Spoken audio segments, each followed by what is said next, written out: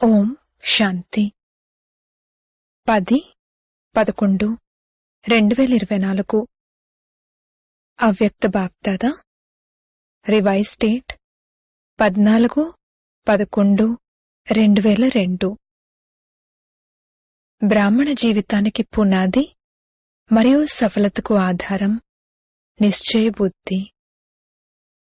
ఈరోజు సమర్థుడైన బాబా నలువైపులా ఉన్న తమ సమర్థులైన పిల్లలను చూస్తున్నారు. పిల్లలు ప్రతి ఒక్కరూ సమర్థులుగా అయి బాబా సమానంగా అయ్యే శ్రేష్ఠ పురుషార్థంలో నిమగ్నమై ఉన్నారు. పిల్లల ఈ లగ్నం చూసి బాప్దాదా కూడా హర్షిస్తూ ఉంటారు. పిల్లల ఈ దృఢ సంకల్పం బాప్దాదాకు కూడా ప్రియం అనిపిస్తుంది. బాప్దాదా పిల్లలతో ఇదే చెప్తారు, మీరు తండ్రి కంటే కూడా ముందుకు వెళ్ళగలరు. ఎందుకంటే స్మృతి చిహ్నంలో కూడా బాబాకు సింగిల్ పూజ జరిగితే పిల్లలైన మీకు డబల్ పూజ జరుగుతుంది. మీరు బాప్దాదా యొక్క శిరో కిరీటాలు. బాప్దాదా పిల్లల స్వమానాన్ని చూసి సదా ఇదే అంటారు, వాహ శ్రేష్ఠ స్వమానధారి స్వరాజ్యాధికారి పిల్లలు వాహ. పిల్లలు ప్రతి ఒక్కరిలోని విశేషత ప్రతి ఒక్కరి మస్తకంలో మెరుస్తూ ఉన్నట్లు కనిపిస్తుంది. మీరు కూడా మీ విశేషతలను తెలుసుకుని గుర్తించి విశ్వసేవలో పెడుతూ వెళ్ళండి. చెక్ చేసుకోండి, నేను ప్రభువుకు ఇష్టమైన వానిగా, పరివారానికి ఇష్టమైన వానిగా ఎంతవరకు అయ్యాను. ఎందుకంటే సంగమయుగంలో బాబా బ్రాహ్మణ పరివారాన్ని రచిస్తారు. కనుక ప్రభువుకు ఇష్టమైన వారిగా అవ్వడము, పరివారానికి ఇష్టమైన వారిగా అవ్వడము రెండూ అవసరము. ఈరోజు బాప్దాదా పిల్లలందరి బ్రాహ్మణ జీవితపు పునాదిని చూస్తున్నారు. పునాది నిశ్చయ బుద్ధి. అందుకే ఎక్కడైతే ప్రతి సంకల్పంలో ప్రతి కార్యంలో నిశ్చయం ఉంటుందో అక్కడ విజయం తప్పకుండా లభించి తీరుతుంది. సఫలత జన్మసిద్ధ అధికారం రూపంలో స్వతహాగా మరియు సహజంగా ప్రాప్తిస్తుంది. జన్మసిద్ధ అధికారం కొరకు కష్టపడవలసిన అవసరం ఉండదు. సఫలత బ్రాహ్మణ జీవితానికి కంఠహారము. బ్రాహ్మణ జీవితం ఉన్నదే సఫలతా స్వరూపంగా. సఫలత ఉంటుందా ఉండదా అన్నది బ్రాహ్మణ జీవితం యొక్క ప్రశ్నే కాదు. నిశ్చయ బుద్ధి కలవారు సదా బాబాతో కంబైన్డ్గా ఉంటారు. మరి ఎక్కడైతే బాబా కంబైన్డ్గా ఉంటారో అక్కడ సఫలత సదా ప్రాప్తిస్తుంది. కనుక చెక్ చేసుకోండి, సఫలతా స్వరూపులుగా ఎంతవరకు అయ్యారు. ఒకవేళ సఫలతలో పర్సంటేజ్ ఉన్నట్లయితే అందుకు కారణం నిశ్చయంలో పర్సంటేజ్ ఉండటం. నిశ్చయం కేవలం బాబాపై ఉండటం అనేది చాలా మంచిది. కాని నిశ్చయం బాబాపై నిశ్చయం, స్వయంపై నిశ్చయం, డ్రామాపై నిశ్చయం మరియు దాంతోపాటు పరివారంపై నిశ్చయం. ఈ 4 నిశ్చయాల ఆధారంగా సఫలత సహజంగా మరియు స్వతహాగా లభిస్తుంది. బాబాపై అయితే పిల్లలందరికీ నిశ్చయం ఉంది. అందుకే ఇక్కడికి వచ్చారు.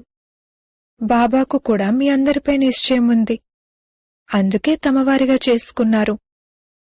కాని బ్రాహ్మణ జీవితంలో సంపన్నంగా మరియు సంపూర్ణంగా అయ్యేందుకు స్వయంపై కూడా నిశ్చయం తప్పనిసరిగా ఉండాలి. బాప్దాదా ద్వారా ప్రాప్తించిన శ్రేష్ఠ ఆత్మ అనే స్వమానం సదా స్మృతిలో ఉండాలి. నేను పరమాత్మ ద్వారా స్వమానం అందుకున్న శ్రేష్ఠాత్మను. సాధారణ ఆత్మ కాదు, పరమాత్మ ద్వారా స్వమానం అందుకున్న ఆత్మ.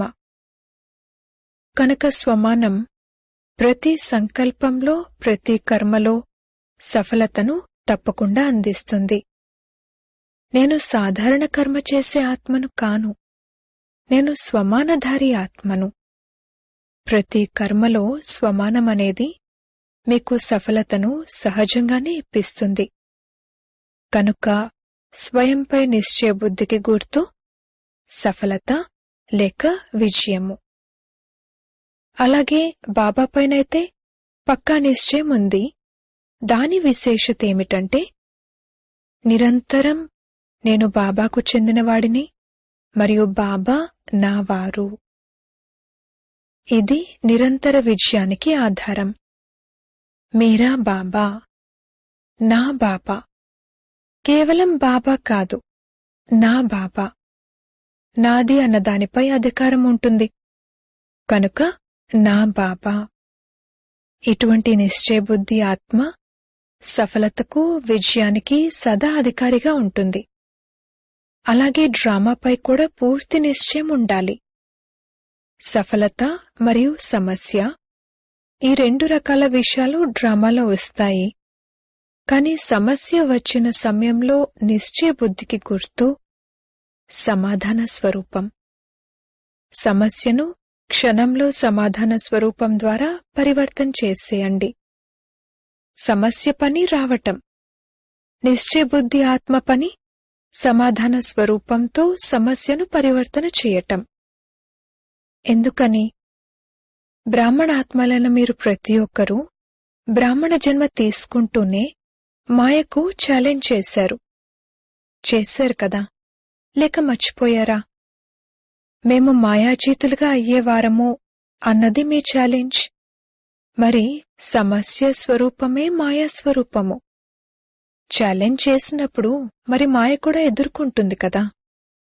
అది రకరకాల సమస్యల రూపంలో మీ ఛాలెంజ్ను పూర్తి చేయడానికి వస్తుంది. మీరు నిశ్చయబుద్ధి విజయ స్వరూపంతో దాటాలి. ఎందుకని? నథింగ్ న్యూ, కొత్తేమీ కాదు. ఎన్నిసార్లు విజయులుగా అయ్యారు? ఇప్పుడు సంగమయుగంలో ఈ ఒక్కసారే విజయులుగా అవుతున్నారా, లేక అనేకసార్లు విజయులుగా అయిన దానిని రిపీట్ చేస్తున్నారా? అందుకే సమస్య అనేది మీ కొరకు కొత్త విషయమేమీ కాదు. Nothing new. అనేకసార్లు విజయులుగా అయ్యారు, అవుతున్నారు మరియు ఇక ముందు కూడా అవుతూ ఉంటారు. ఇది డ్రామాపై నిశ్చయబుద్ధి విజయి. మరొకటి బ్రాహ్మణ పరివారంపై నిశ్చయం. ఎందుకని? బ్రాహ్మణ పరివారం అంటే అర్థమే సంఘటన. ఇది చిన్న పరివారం కాదు. బ్రహ్మ బాబా యొక్క బ్రాహ్మణ పరివారం అన్ని పరివారాల్లో కల్లా శ్రేష్టమైనది మరియు పెద్దది. కనుక పరివారం మధ్యలో పరివారం పట్ల ప్రీతి యొక్క రీతిని నిర్వర్తించటంలో కూడా విజయి. అంతేకాని బాబా నావారు, నేను బాబా వాడిని, అంతా ఇందులోనే అయిపోతుంది, బాబాతోనే పనుంది, పరివారంతో పనేముంది అని అనుకోకూడదు. ఇది కూడా నిశ్చయం యొక్క విశేషత. 4 విషయాలలోనూ నిశ్చయము విజయము తప్పనిసరి. పరివారం కూడా అందరినీ చాలా విషయాలు దృఢంగా చేస్తుంది. పరివారంలో కేవలం ఈ స్మృతి ఉండాలి, అందరూ ఎవరికి వారు నంబర్వార్ ధారణా స్వరూపులు, వెరైటీ వారు. దీని స్మృతి చిహ్నం 108 మాల. ఆలోచించండి, ఎక్కడ మొదటి నంబర్, ఎక్కడ 108వ నంబర్? ఇలా ఎందుకు తయారైంది? అందరూ మొదటి నంబర్ వారిగా ఎందుకు అవ్వలేదు? 16,000 ఎందుకు తయారైంది? కారణమేమిటి? వెరైటీ సంస్కారాలను అర్థం చేసుకుని నాలెడ్జ్ఫుల్గా అయి నడుచుకోవడం, నిర్వర్తించడం, ఇదే విజయీ స్థితి. నడుచుకోవాల్సైతే ఉంటుంది. పరివారాన్ని వదిలి ఎక్కడికి వెళ్తారు? మాది ఇంత పెద్ద పరివారం అన్న నష కూడా ఉంది కదా. కనుక పెద్ద పరివారంలో పెద్ద మనసుతో ప్రతి ఒక్కరి సంస్కారాలను తెలుసుకుని నడుచుకోవటం, నిర్మాణ చిత్తులుగా నడుచుకోవటం, శుభభావన మరియు శుభకామనల వృత్తితో నడుచుకోవటం, ఇదే పరివారంలో నిశ్చయబుద్ధి విజయికి గుర్తు. మరి అందరూ విజయులే కదా? విజయులేనా? డబల్ విదేశీయులు విజయులేనా? చేతినైతే చాలా బాగా ఊపుతున్నారు. చాలా మంచిది. బాబ్దాదాకు సంతోషంగా ఉంది. అచ్చా, టీచర్లు విజయులేనా, లేక కొంచెం కొంచెం అవుతుందా? ఏం చేయాలి అన్నదైతే లేదు కదా. ఎలా అనేదానికి బదులుగా ఇలా అన్న మాటను ఉపయోగించండి. ఎలా చేయాలి అని అనటం కాదు, ఇలా చెయ్యాలి. 21 జన్మల కనెక్షన్ పరివారంతో ఉంది. అందుకే ఎవరైతే పరివారంలో పాస్ అవుతారో, ఉత్తీర్ణులవుతారో వారు అన్నింటిలోనూ పాస్ అవుతారు. కనుక 4 రకాల నిశ్చయాలను చెక్ చేసుకోండి.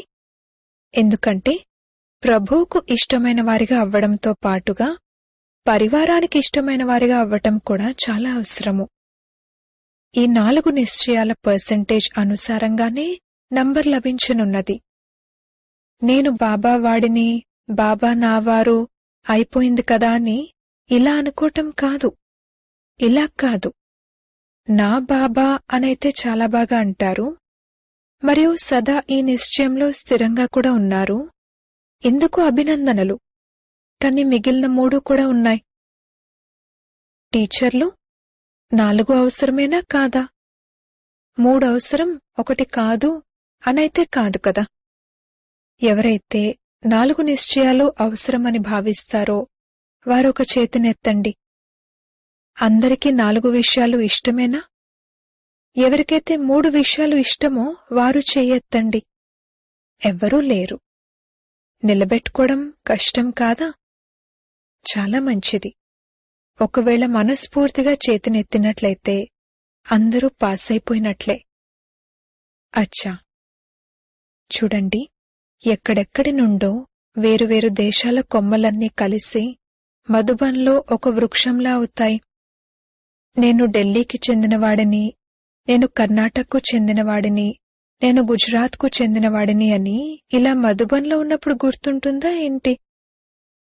అందరూ మధుబన్ నివాసులే కనుక ఒకే వృక్షమైనట్లు కదా. ఈ సమయంలో అందరూ ఏం భావిస్తున్నారు? మధుబన్ నివాసులా లేక తమ తమ దేశ నివాసులా? మధుబన్ నివాసులేనా? అందరూ మధుబన్ నివాసులే. చాలా మంచిది. మామూలుగా కూడా బ్రాహ్మణులు ప్రతి ఒక్కరి పర్మనెంట్ అడ్రస్ మధుబన్నే. మీ పర్మనెంట్ అడ్రస్ ఏంటి? బాంబేనా, ఢిల్లీనా, పంజాబా? Madhuban permanent address. సేవ కోసమని సేవా కేంద్రాలకు పంపించడం జరిగింది. అవి సేవా స్థానాలు. మీ ఇల్లు మధుబన్.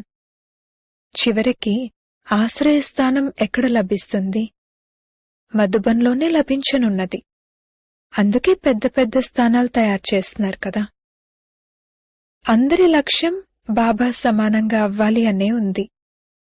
మొత్తం రోజంతట్లో ఈ డ్రిల్ చేయండి. మనసు డ్రిల్. శారీరక డ్రిల్ అయితే శారీరక ఆరోగ్యం కోసం చేస్తారు, చేస్తూ ఉండండి. ఎందుకంటే ఈ రోజుల్లో మందుల కంటే కూడా ఎక్సర్సైజ్ అవసరము. అదైతే చెయ్యండి, మరియు సమయానికి బాగా చెయ్యండి.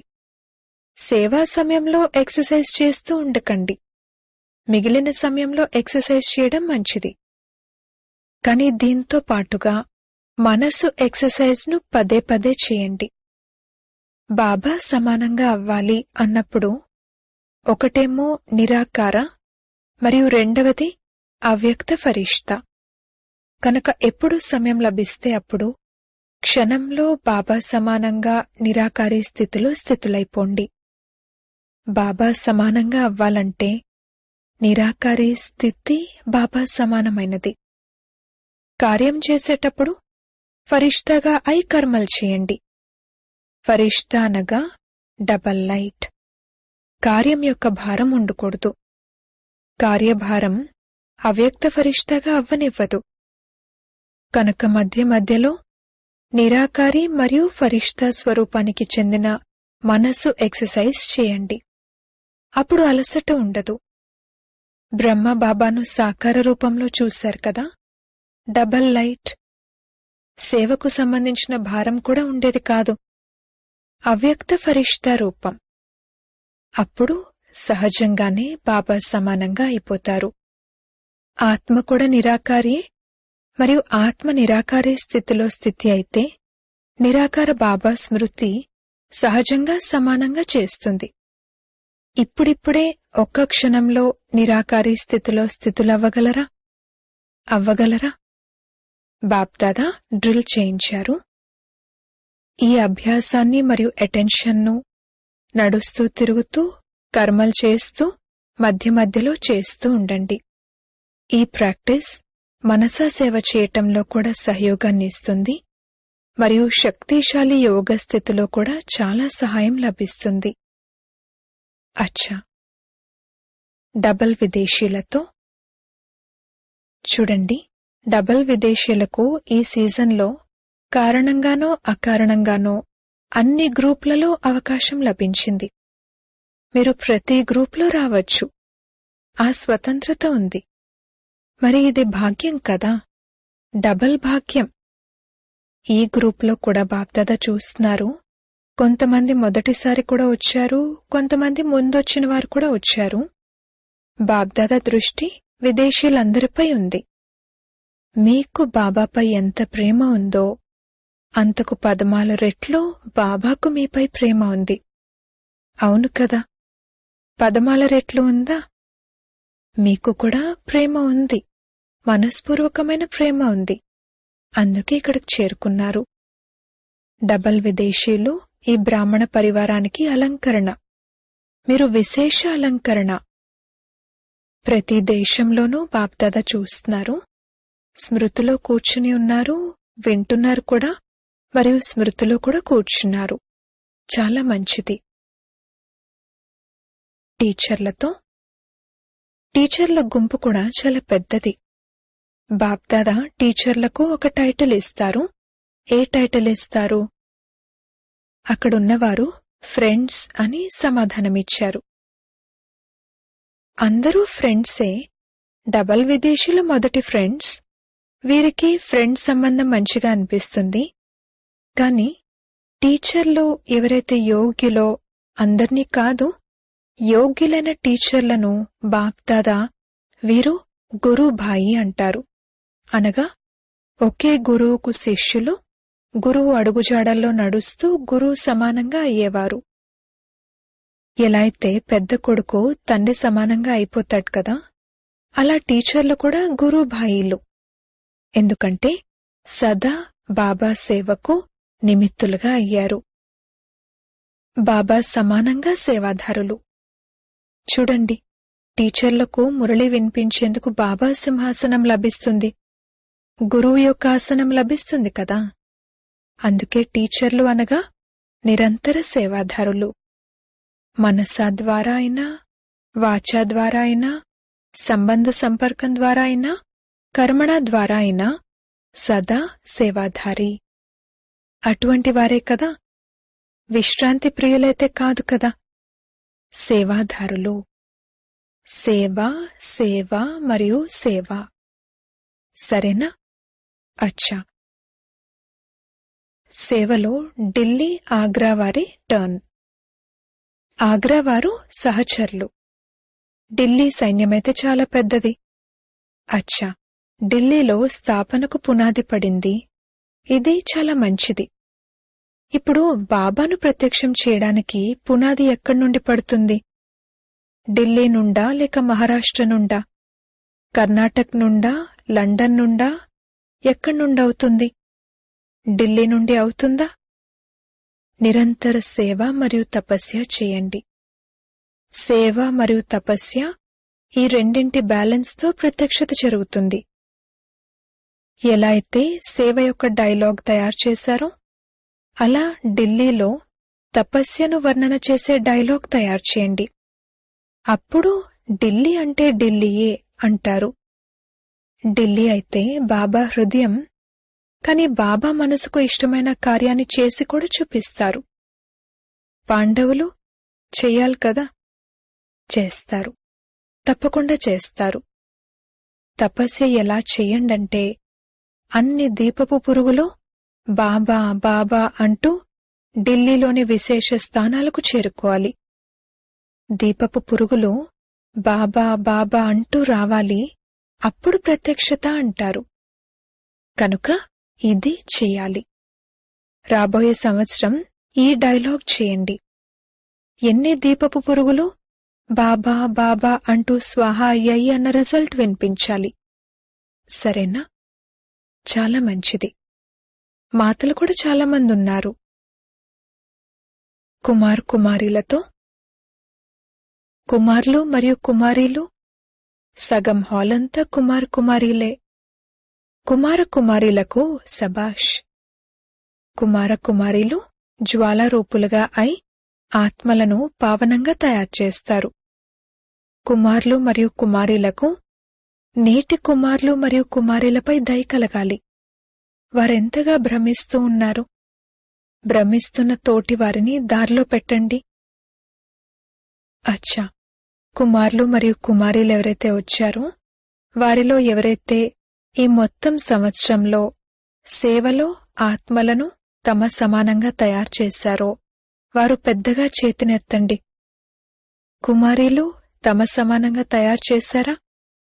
మంచి ప్లాన్ తయారు చేస్తున్నారు. హాస్టల్ కుమారీలు చేతులెత్తుతున్నారు.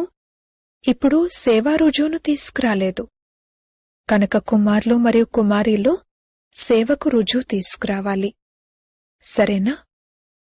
అచ్చా, నలువైపులా ఉన్న విజయరత్నాలకు, సదా నిశ్చయబుద్ధి సహజ సఫలతామూర్త పిల్లలకు, సదా నా బాబా అనే అధికారంతో ప్రతి సేవలో సఫలతను ప్రాప్తి చేసుకునే సఫలతామూర్త పిల్లలకు, సదా సమాధాన స్వరూపులై సమస్యను పరివర్తన చేసే పరివర్తక ఆత్మలకు, అటువంటి శ్రేష్టమైన పిల్లలకు, సదా బాబాను ప్రత్యక్షం చేసే ప్లాన్ను ప్రాక్టికల్లోకి తీసుకొచ్చే పిల్లలకు బాప్దాదాల ప్రియ స్మృతులు, అభినందనలు, అనేకానేక సార్లు అభినందనలు మరియు నమస్తే.